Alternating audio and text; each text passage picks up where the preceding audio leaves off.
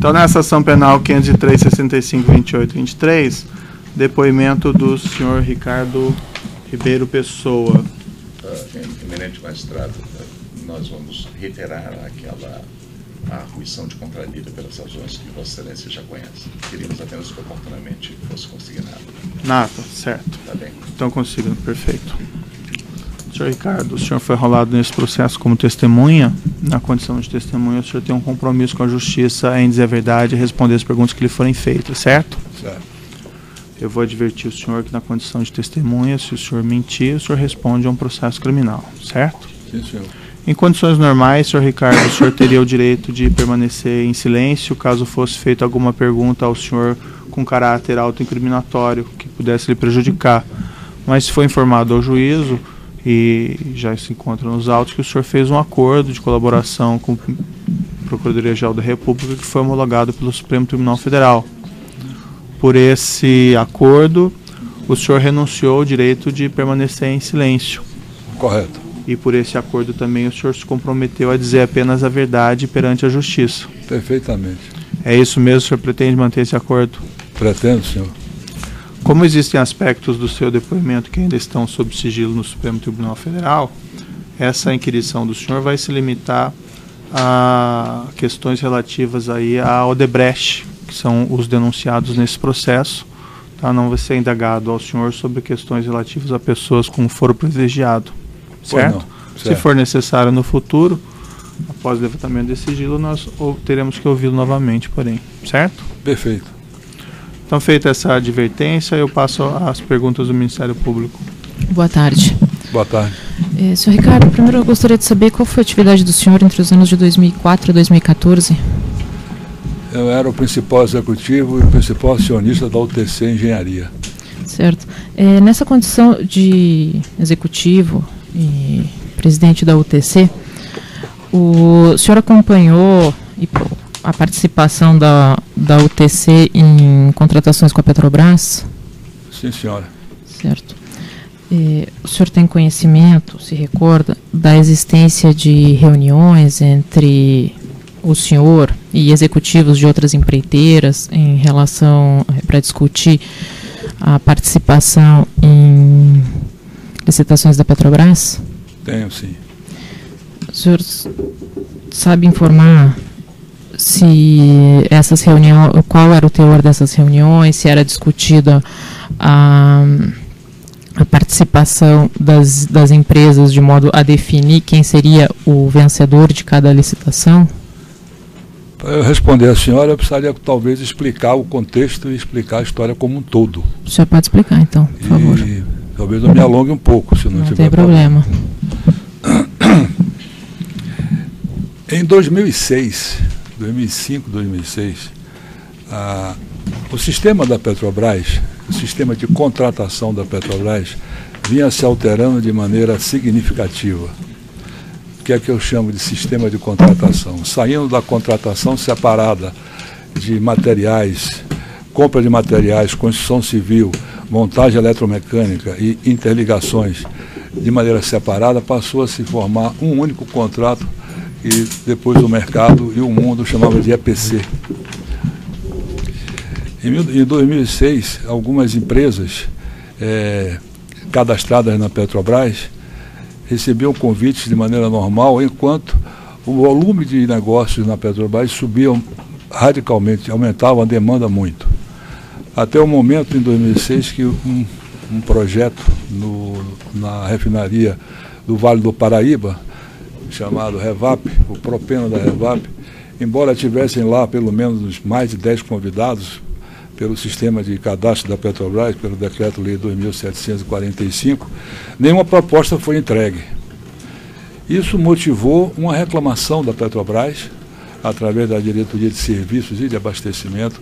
Há uma associação de classe, que é a associação que mais contato tinha com a Petrobras, que era a ABEM, da qual eu era presidente, que foi chamada para receber uma reclamação de como é que os concorrentes, os convidados, os associados, não apresentavam propostas para a Petrobras, quando foi dito que o projeto era tão ruim que ninguém se correu o risco de apresentar uma proposta. Nesse momento, a ABEM incentivada pela Petrobras, ela resolveu chamar algumas pessoas da Petrobras para fazer palestras dentro da associação. Reunimos mais de 50 empresas, talvez 60 empresas interessadas, para que tomassem conhecimento dos programas de investimentos da Petrobras. Daquela época em diante, todo ano a Petrobras apresentava o seu programa de investimentos. Essas reuniões na ABM, no máximo 2, apareceram com diretores da Petrobras incentivando a colocação das propostas através de consórcio, porque o volume de negócios passou a ser muito grande. À medida que o tempo ia passar, nós teríamos grandes oportunidades e pacotes maiores, e incentivava a formação de consórcios para se somar as capacitações. Eu era o presidente da ABM, por isso eu promovi essas reuniões na ABM para que as empresas tomassem conhecimento. A primeira proposta que aconteceu isso, que deu vazia, eles relançaram e nós apresentamos, as empresas apresentaram proposta de novo, que foi o propeno da Revap. Depois disso, a cada ano, a cada semestre, nós começamos a fazer reuniões para discutir e para verificar qual era o plano de negócio da Petrobras, quais eram os maiores pacotes, como é que se poderia priorizar, e começamos a discutir prioridades em cima das empresas que estavam constando do cadastro. Tá, só fazendo interrupção, gostaria que o senhor narrasse, que o senhor fala nós, só que o senhor delimitasse exatamente quem participava dessas reuniões, quais empresas, quem era o representante de cada um. 50 empresas. Na hora que nós começamos a discutir o plano de negócio, eram reuniões que variavam de tamanho em função do que nós tínhamos conhecimento com relação a cadastro. Ao cadastro, o novo cadastro que cadastrava as empresas que eram EPCistas.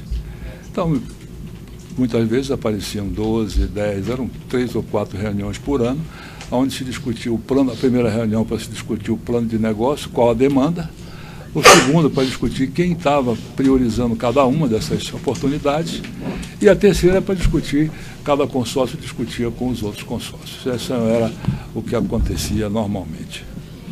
Certo, mas o senhor fala discutia, um consórcio discutia com o outro, como é que era? Havia alguma... Era decidido como ia ser feita a participação na licitação, quem iria ganhar, quem iria oferecer proposta de cobertura, como... Então, por favor. Informar isso aí. As reuniões que haviam de grande tamanho, e eu hospedei algumas reuniões dessas durante um bom período, não somente a nossa empresa, mas até por facilidade de sala de reunião, mas... O senhor hospedou na UTC? Na UTC, era para discutir as prioridades de cada empresa. Essas prioridades, por que se tinha? Porque um pacote, por exemplo, de grande, na refinaria, por exemplo, da Replan, da Revap ou da Repar, 5, 6 grandes pacotes, muito grandes, de 2, 3 bilhões de reais cada um. Isso se iniciava uma proposta 6 meses antes. O que é que nós fazíamos? Ninguém fazia uma obra dessa sozinha. Então nós fazíamos uma escolha de prioridades entre as empresas. Quem quer o pacote de gasolina, por exemplo? Se 3, 4, 5, 6 empresas quisessem esse pacote de gasolina, só quem se interessava passava a se reunir para ver o que ia fazer. Uma vez que ia fazer exatamente o quê? Quem ia ganhar. Porque se tivesse 8 empresas interessadas no pacote A e mais 6 empresas interessadas no pacote B, tá certo? Essas 6 empresas do pacote B já não estavam mais interessadas nesse A. Então essas daqui se reuniam para discutir quem vai ficar com A. E do A não participava no B, isso? O B já não tinha interesse, que ninguém conseguia, a verdade é essa, ninguém conseguia fazer 2 propostas dessa envergadura ao mesmo tempo, com diferença de 2, 3 meses de entrega da proposta um para outro. Então simplesmente você se concentrava no A e você tinha uma disputa, porque você podia ter 2 consórcios ali. Então, como é que você tirava a disputa desse outro consórcio? Tiraria oferecendo o B, o C ou o D, que ninguém mais ia, dentro da própria refinaria, ter 2 canteiros em 2 consórcios diferentes. É muito difícil acontecer isso por falta de equipe, por falta de capacitação de engenharia, para se fazer primeiro uma proposta, que não é só uma questão de custo, embora seja um custo muito alto, mas falta de equipe. Tanto é assim Se você me permitir, senhora, eu posso... Pode falar, é que eu vou tirando algumas dúvidas com o senhor. Tanto é assim que o próprio governo criou um programa chamado Programa de Mobilização da Indústria do Petróleo e Gás para capacitar a indústria como um todo, inclusive mão de obra de gestão e mão de obra direta, inclusive, mão de obra não tão qualificada, porque não havia mão de obra suficiente naquela época para fazer frente à alta demanda que existia. Então, o que aconteceu foi exatamente isso. Houve uma divisão de interesses, de prioridades, mas que não garantia, de hipótese alguma, se aquele consórcio ia ser vencedor ou não. Por que não garantia? Porque você conseguia criar um pacto, que eu chamo de pacto de não agressão, entre os cadastrados que nós tínhamos conhecimento. E nós tínhamos conhecimento disso porque, não só pelo cadastro, uma empresa tradicional como a UTC Engenharia, que 70% da sua carteira é Petrobras, no mínimo sabia quem é que estavam cadastrados em EPC.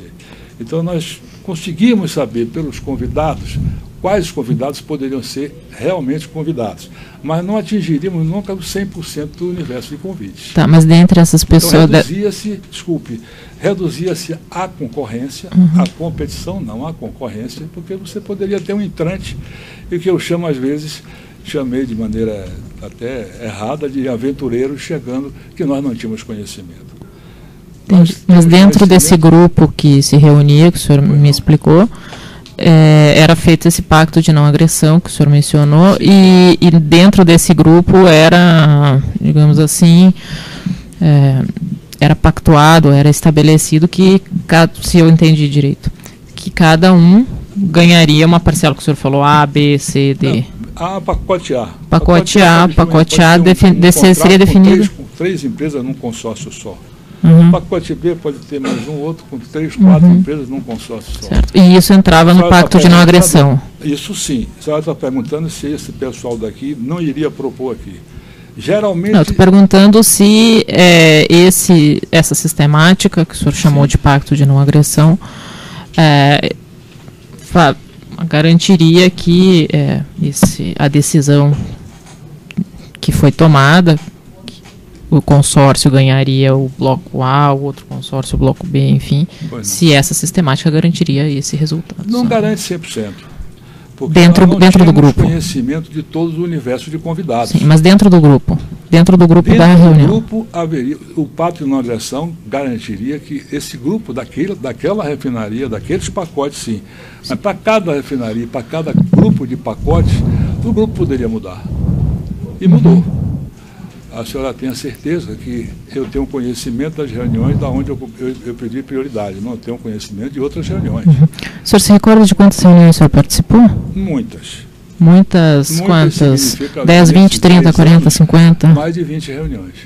Por quê? Porque eu fiz reuniões de prioridade, participei delas, não só na UTC, depois fiz reuniões para discutir consórcios para não ter a não agressão, e depois fiz reuniões no próprio consórcio para fazer a proposta. Uma proposta dessa envolve 100, 150 pessoas. O que é mais importante ainda? Nós estamos sempre sabendo das novidades pelo parque fornecedor. O parque fornecedor nos dá informações estratégicas de se tem mais um novo convidado ou não. Então, o que é o parque fornecedor, só para esclarecer? Um pacote, por exemplo, de uma unidade de refino, de craqueamento de uma refinaria, você tem 50% no contrato desse só de equipamentos.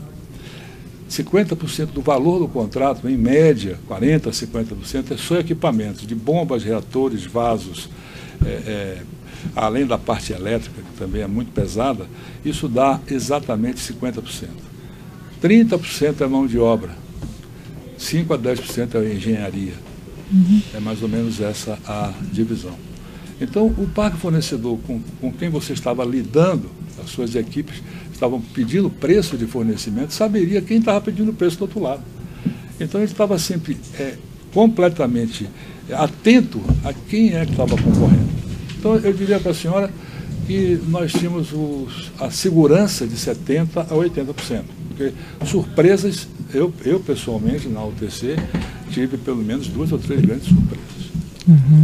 Com relação ao preço, eu posso lhe assegurar desde já, Excelência, que Eu nunca soube preço algum da Petrobras.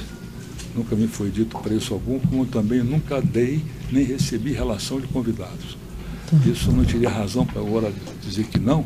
Acho que é um equívoco, pelo menos eu li, desculpe, nos jornais, mas eu nunca dei nenhuma relação de convidados e muito pelo contrário, nunca recebi preço algum. Preço na Petrobras é uma coisa que era sagrado, mas nós tínhamos um banco de dados que nos dava o sentimento. Esse negócio de menos 15 mais 20 é real, é verdade, e o que a gente fazia era estar próximo do meio sem saber o que ia acontecer. Quando o projeto era errado, e muitas vezes era, esse preço estourava, ou até era menor, não tinha só estouro. Então, posso lhe dizer que a UTC, nesse período todo, foi convidado para 2.400 obras, propôs 600 e ganhou 107. Eu estou lhe dizendo isso porque de tanto eu esperar, eu já estou estudando excelência, todo o meu histórico. Mas, repetir esse número, perdão, não quero entender, só para registro, esse número que o senhor acabou de dizer? A gente foi convidado em 2.400 obras, propusemos em 607 e ganhamos 600 e pouco e ganhamos. Não, mas só para esclarecer isso, é Petrobras?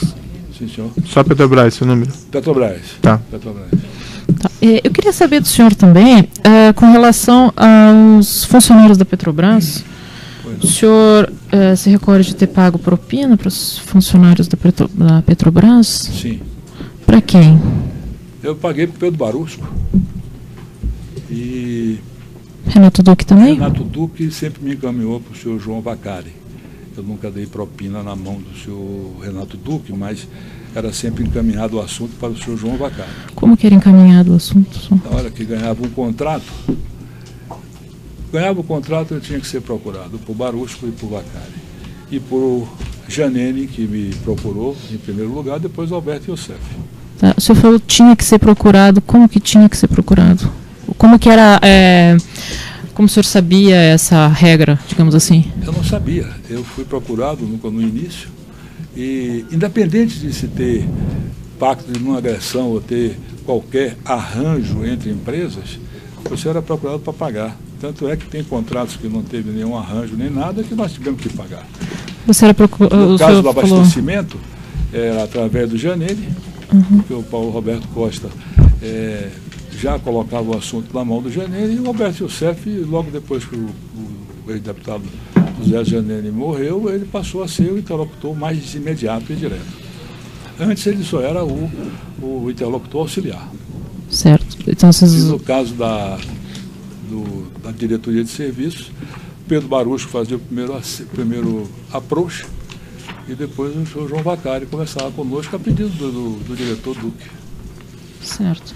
E o senhor se recorda os valores? Havia um parâmetro? Como funcionava?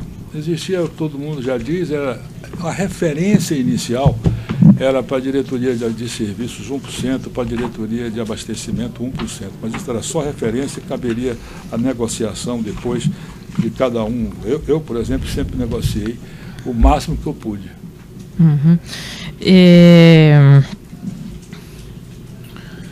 Até voltando um pouquinho, esqueci negociei de fazer. para baixo, evidentemente.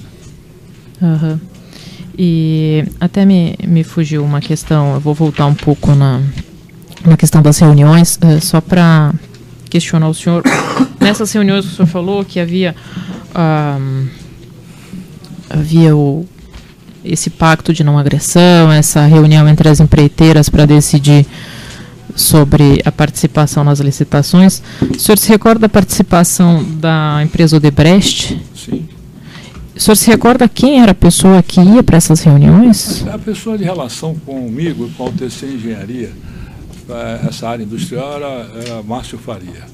Certo. Só ele? Tinha alguma outra pessoa que ia para as reuniões? O resto era pessoal operacional já para fazer proposta. Então quem ia para decidir a participação era o Márcio Faria. Tá certo. Bom, agora retomando essa questão do pagamento de propina, queria saber do senhor, o senhor usou um termo, não me recordo qual, mas falando, vocês, que como o senhor já soubesse que teria que pagar? Era procurado? Isso era uma regra geral? Isso abrangia todas as empresas? Olha, pelo menos essas que o senhor mantinha contato? Todo mundo sabia disso? Como é que era essa regra geral que o senhor... Doutora, a regra geral, eu não posso dizer se todas as empresas eram solicitadas ou admoestadas para isso. Mas eu sempre fui solicitado e sempre tive que comparecer firmemente com esses pagamentos. Pergunte por que eu tinha que pagar, eu vou lhe dizer, porque precisava da continuidade. Tivesse arranjo, pacto de não agressão, ou o que a senhora quiser dizer, a senhora tinha que pagar. Porque senão a senhora não teria continuidade dentro da empresa da maneira mais normal possível. Então, se fazer um aditivo lá dentro, se passa 1 ano, tecnicamente, aprovando esse aditivo. Para chegar lá em cima e depois você também não receber, é melhor você pagar do que isso. E entrar na justiça para receber, o senhor entrar não... na justiça significa a obra continuar, você tem um brutal prejuízo e não há capital de giro que consiga levar para um montante de volume de obras que tem lá. Entendi. Essa é a razão. Entendi. Então o pagamento era a opção que o senhor achava mais... Não era a minha opção. Entendi. Era a regra do jogo, como eu já ouvi aqui alguém falar. Entendi. E o senhor mencionou a questão dos aditivos, eu queria saber também, com relação aos aditivos, também havia esse pagamento de... O valor do aditivo era decorrente de mudanças de escopo ou de fatores que impactavam no equilíbrio econômico-financeiro do contrato. Então, valeria também a extensão para os aditivos. Muitas vezes, esses aditivos, quando vinham, teria talvez, às vezes, um novo acerto, às vezes uma extensão de um parcelamento. Mas havia um novo pagamento de... Não um novo pagamento. Eu vou lhe dar um exemplo. Uma obra, um contrato que não tivesse aditivo, que nós pudéssemos parcelar em 20 vezes, ninguém pagava 1% de cada fatura. Isso não é, pelo menos eu nunca pratiquei isso. Eu parcelava em valores absolutos, por exemplo, em 20 vezes, no meio do contrato. Eu tirava o início e o fim e pagaria em 20 vezes para poder reduzir, inclusive, o valor do percentual. Então, quando eu tinha um aditivo, em vez de fazer 20 parcelas, eu aumentava mais 2 parcelas, mais 3 parcelas. O máximo que eu fiz foi isso.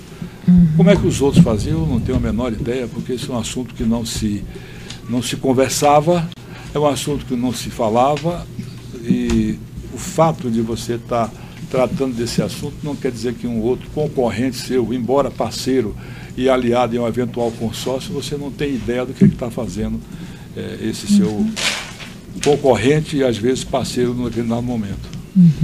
Tá certo. Bom, gostaria de saber com relação a alguns empreendimentos específicos. Sim. O senhor falou que o senhor, inclusive até uns que foram vencidos pela UTC.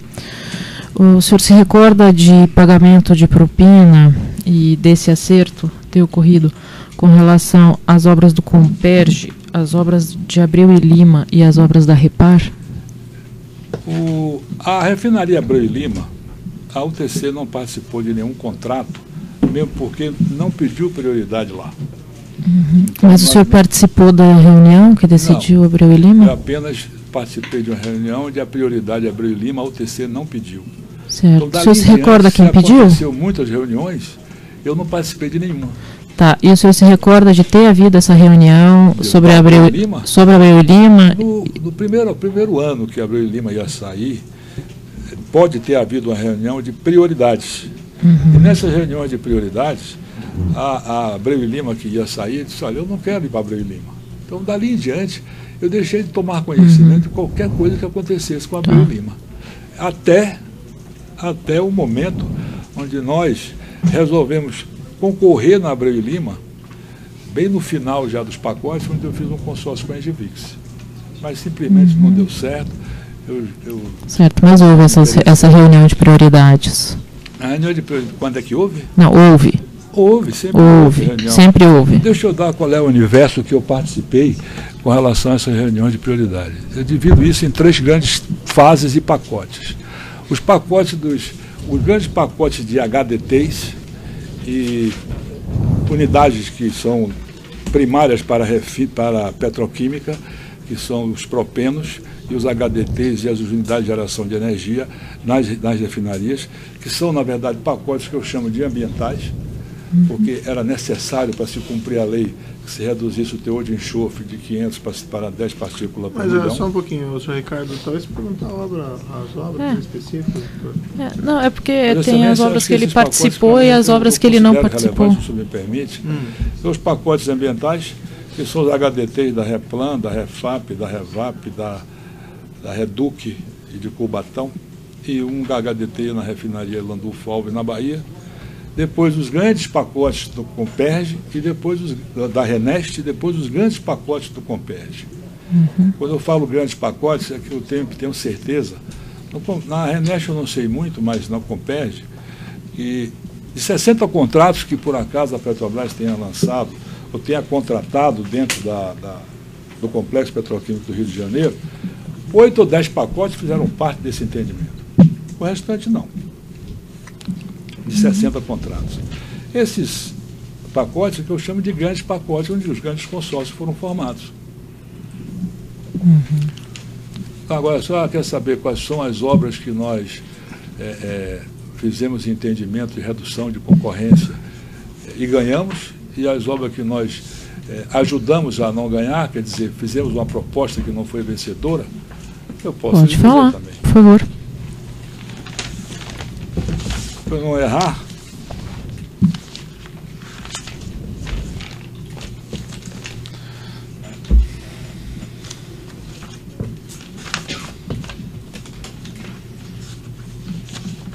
deixei de cabeça, mas eu prefiro ler.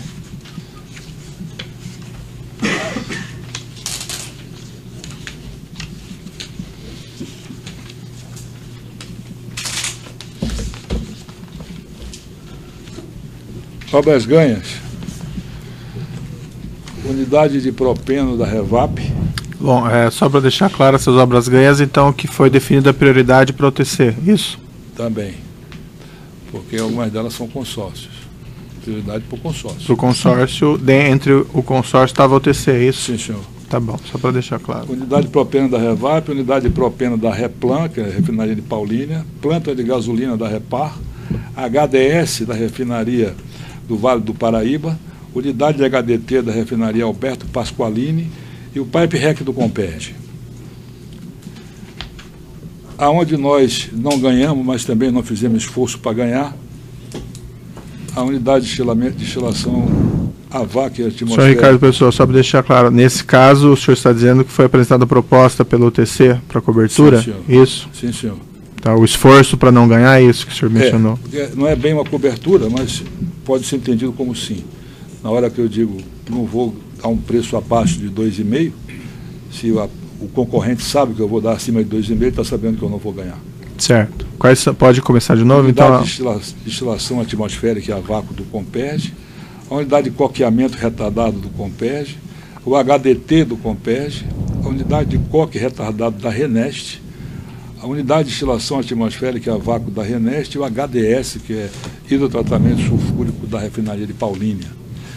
Essas são as obras que eu ganhei no Pacto de Não Agressão e ajudei a ganhar do outro lado. Certo. Nessas que o senhor falou que ganhou no Pacto de Não Agressão, também houve pagamento de propina?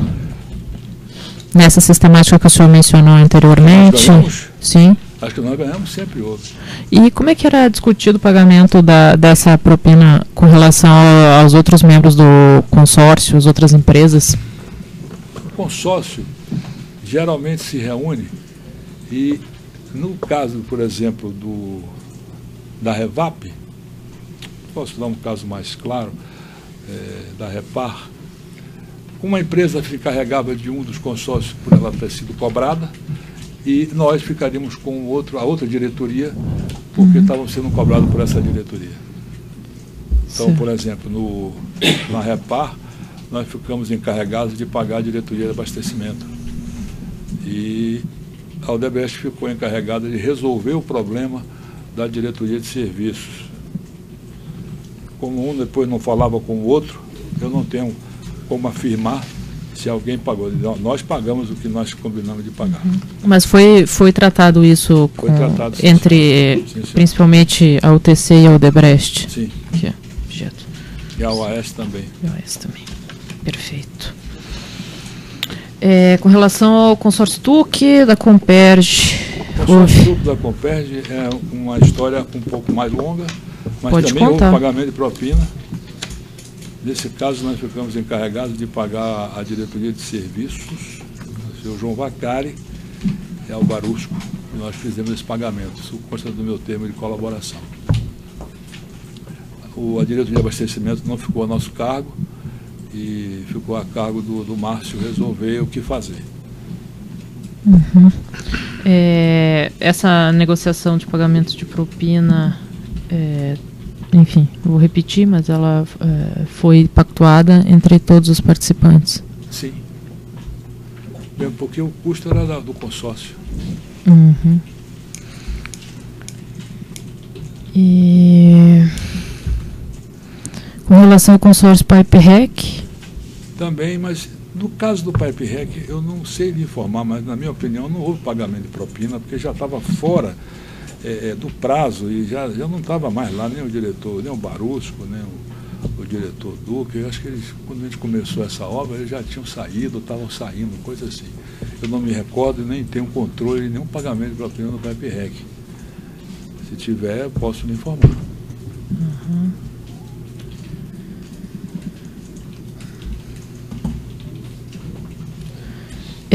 Na Repar também foi vencida, uma das obras que foi vencida pela UTC em consórcio com a Odebrecht. Houve pagamento de propina também? Houve. Foi o primeiro exemplo que eu dei para a senhora. Certo.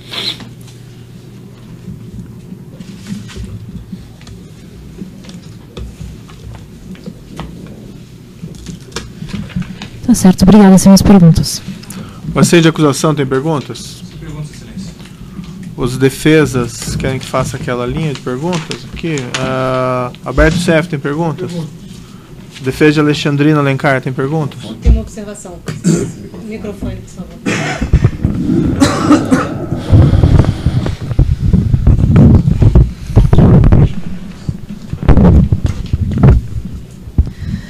Excelência, apenas observar, uma vez mais, que a defesa não teve acesso a nenhum dos depoimentos prestados em colaboração pelo depoente, nem, na verdade, os documentos que Vossa Excelência mandou trasladar. Mas aí é objeto já portanto, do inicial, né? A defesa considera que há um cerceamento evidente e não fará perguntas.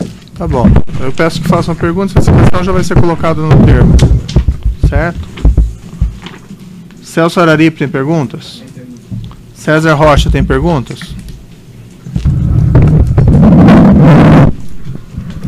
Deixa de formular perguntas pelos motivos já declinados pela defesa de Alexandrino.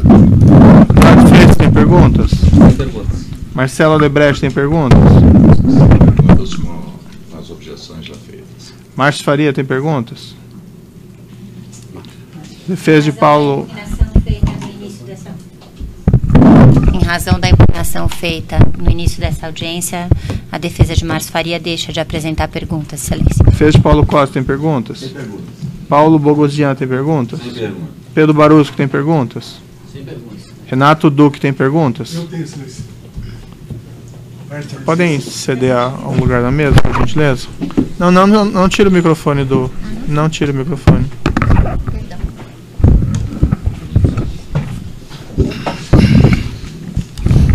Roberto Brzezinski, Excelência Advogado do Renato Souza Duque. A pergunta é a seguinte: o senhor firmou acordo de delação premiada com a Procuradoria Regional da República em Brasília? Sim, senhor.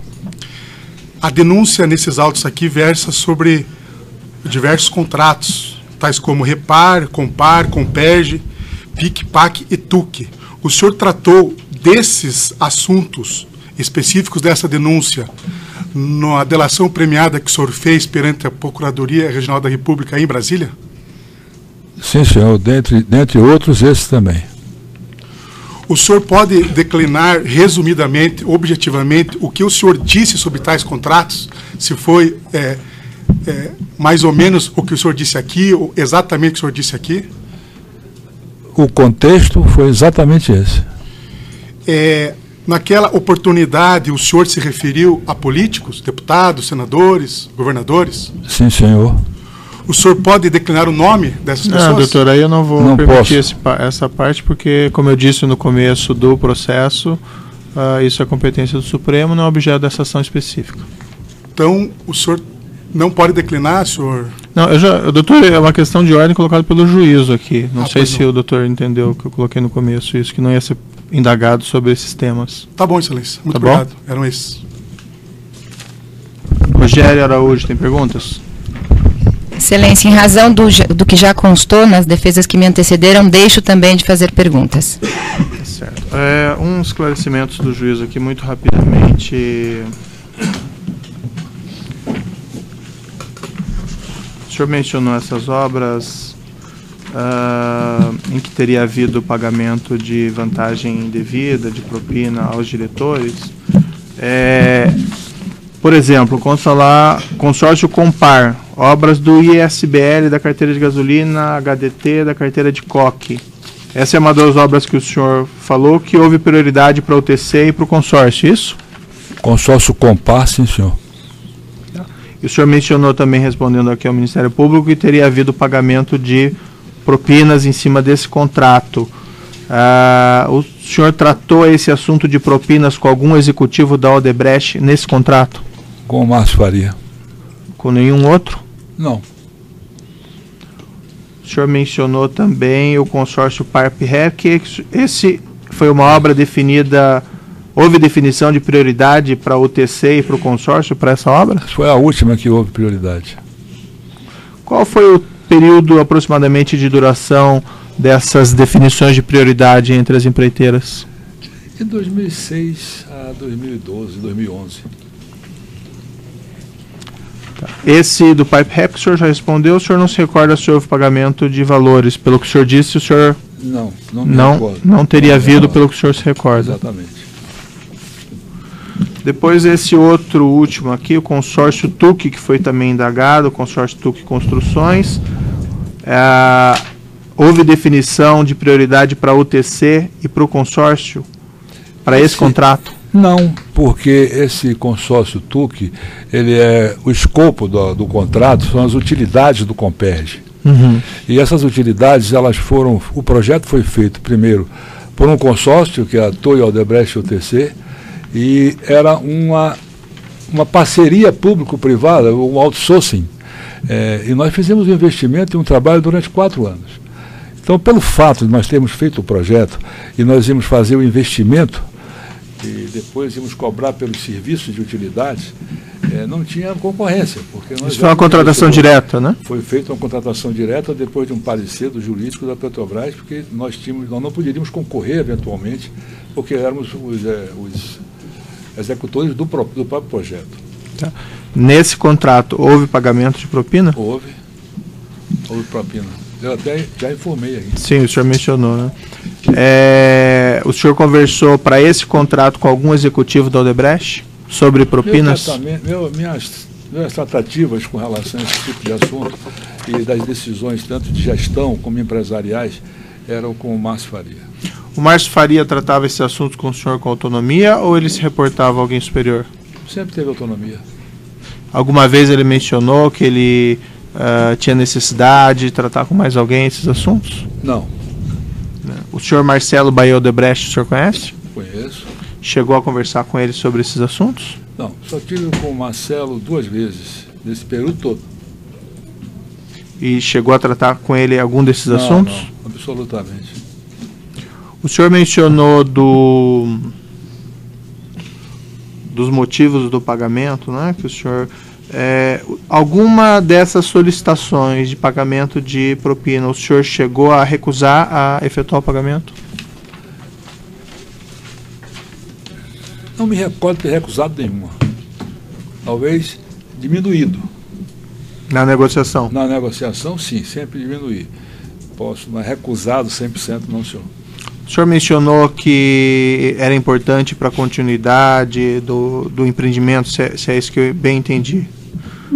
Mas houve nessas solicitações alguma afirmação, por exemplo, dos dirigentes da Petrobras, senhor Paulo Costa, ou do senhor Alberto Youssef, ou do senhor Renato Duque, ou do Pedro Barusco, no sentido de que se não pagasse não ia ter o contrato ou ia ter dificuldades? Não, o contrato já não tinha mais como evitar. Então, na verdade, isso era automático. Passou a ser um fato levando ao outro. Não se discutia mais se tinha que pagar ou não. Começava a se discutir quanto ia pagar. Então não houve nenhuma ameaça direta à sua empresa por conta desses... Não, porque inclusive a UTC Engenharia era tradicional, já estava no cadastro há muito tempo. 70% da sua carteira é Petrobras. Então, ameaça não... Pelo que eu entendi, então, os pagamentos da propina vinham depois da outorga do contrato, da celebração do contrato. Sempre. Antes, nunca. E o senhor sabe me dizer como que isso começou? Quando foi que isso, vamos dizer, se tornou... O senhor, ou até antes disso, a UTC Engenharia, pelo que o senhor respondeu antes, não era a única empreiteira a pagar propina? Tenho a impressão que não. Nesses consórcios que o senhor mencionou, houve pagamento de propina por outras empreiteiras, que a UTC fez parte? Deve ter tido, porque se não tivesse eu seria reclamado. Mas deve ter tido, mas o senhor também conversou a esse respeito? Conversei, mas depois não acompanhou? Não me cabia controlar nem acompanhar nada. Certo, mas foi conversado? Sim, sem dúvida. Tá. Havia um comentário geral entre as empreiteiras acerca da necessidade de arcar com esses pagamentos? Excelência, isso é um assunto que não se tratava. Talvez uma vez ou outra, posso até me referir aqui, posso ter comentado com o próprio Márcio Faria, que isso era uma coisa que não tinha muito sentido continuar. Conversei isso também com o Eduardo Leite, que eu me encontrei aqui fora, por isso que eu estou me lembrando dele, porque eu me encontrei aqui, onde eu comentei que isso era... Não havia empresas tradicionais como as nossas, no âmbito da... seja ela qual tamanho for, né, independente de ser pequena como a nossa, ou média, ou grande, está se levando a isso, mas aconteceu. Aconteceu, e a origem disso, o senhor me perguntou. Isso é isso que eu gostaria de saber. Essa origem começou em 2005, 2006, com o José Janene, que nos chamou, e esse sim exigiu, se olha, da agora em diante eu vou querer um percentual, vou querer um valor por cada contrato que o Paulo Roberto tiver. Tive um jantar na casa dele, 1, 2, 3 jantares, um deles com o próprio Paulo Roberto, onde isso foi estipulado e definido. Então, dali em diante começou, e logo depois a área de serviços acompanhou esse tipo de conversa, através do Barusco. Mas como isso surgiu na área de serviços? Foi iniciativa do Barusco lhe procurar? O primeiro contato meu foi Barusco. Depois o próprio Duque me procurou e começou a dizer que eu tinha que fazer contribuições políticas, e essas contribuições políticas teriam que ir através do Vacari. Tá, mas essas contribuições políticas como parte de um acerto de propina ou como contribuições? Parte do acerto da propina. Aliás, desculpa, ele deixava isso de maneira clara para o senhor? Não, mais claro é impossível, porque eu depositava oficialmente na conta do Partido dos Trabalhadores. Certo, mas mais claro, eu estou dizendo assim, essa contribuição vinha do acerto de propina com a diretoria de serviços? Sim, senhor. Abatia do valor que o senhor tinha que pagar para a diretoria de serviços? Para mim, a diretoria de serviços eu estava pagando a Vacari, é a mesma coisa. Nunca paguei nada direto a ele. Tá bom. São essas questões do juízo. Eu sei que aparentemente até o senhor está ansioso para falar para prestar esse depoimento, até foi mencionado por seus defensores que há tempo o senhor queria depor, não necessariamente nesse processo, mas revelar esses fatos, mas a sessão penal tem um objeto específico, então é basicamente isso. Então eu declaro encerrado o depoimento do senhor Ricardo Pessoa.